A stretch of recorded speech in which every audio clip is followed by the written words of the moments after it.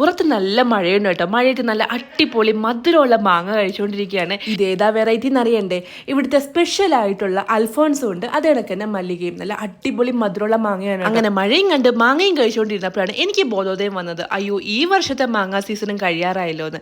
ഇത്തവണ മാങ്ങ വാങ്ങിച്ചപ്പോൾ ഹസ്ബൻഡ് പ്രത്യേകം പറഞ്ഞൊരു കാര്യമുണ്ട്, ഈ വർഷത്തെ അവസാന മാങ്ങ പർച്ചേസിംഗ് ആണ്, ഇനി മാങ്ങ വാങ്ങിക്കുന്ന പരിപാടിയില്ലെന്ന്. അതുമാത്രമല്ല, ഈ ഒരു ജൂൺ മാസമാണ് നല്ല മധുരമുള്ള പഴുത്ത മാങ്ങകളൊക്കെ വന്നു തുടങ്ങുന്നത്. വീഡിയോയിലൊക്കെ കാണുന്ന പോലെ സ്റ്റൈലായിട്ട് കട്ട് ചെയ്തൊന്നും കണക്കാക്കേണ്ടതാ.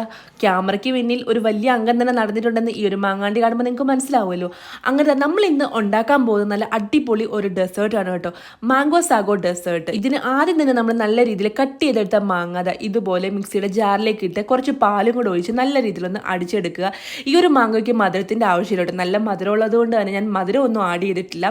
അതിൻ്റെ കൂടെ നമ്മൾ ഒരു സൈഡിൽ ഇതുപോലെ നമ്മുടെ സാബുദാന, നമ്മുടെ ചൗവരി നല്ല രീതിയിൽ വെള്ളത്തിലിട്ടൊന്ന് വേവിച്ചെടുക്കുക. ഇതാണ് ഇതിൻ്റെ മെയിൻ ഇൻഗ്രീഡിയൻ്റ് എന്ന് പറയുന്നത് കേട്ടോ, നമ്മുടെ മിൽക്ക് മെയ്ഡ് ഞാനിത് എടുത്ത് വെച്ചിട്ടുണ്ട്. അത് കണക്ക് തന്നെ വേവിച്ച് വെച്ചിരിക്കുന്ന ചൗവരിയുണ്ട്.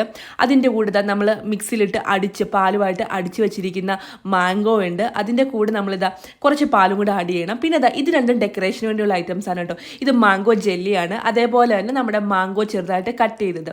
ഇതെല്ലാം കൂടെ നമ്മൾ എടുത്ത് മാറ്റി വെച്ചതിന് ശേഷം നമ്മൾ മിക്സിയിൽ അടിച്ച് വെച്ചിരിക്കുന്ന മാംഗോ എടുത്ത് നമ്മുടെ ഒരു ബൗളിലേക്ക് ഇട്ടതിന് ശേഷം അതിലേക്ക് കുറച്ച് പാലൊഴിക്കുക. അതിനുശേഷം അതിലേക്ക് സാബുദാന ഇട്ട് കൊടുക്കുക.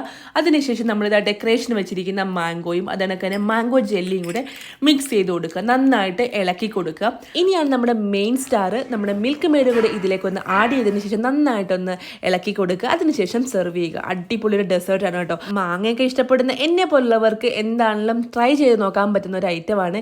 എന്താണെങ്കിലും നമ്മുടെ മാംഗോ സീസൺ കഴിയാറായി. അതിനു മുമ്പ് എല്ലാവരും ഒന്ന് വാങ്ങിച്ച് ട്രൈ ചെയ്തോളൂ. എല്ലാവർക്കും ബൈ.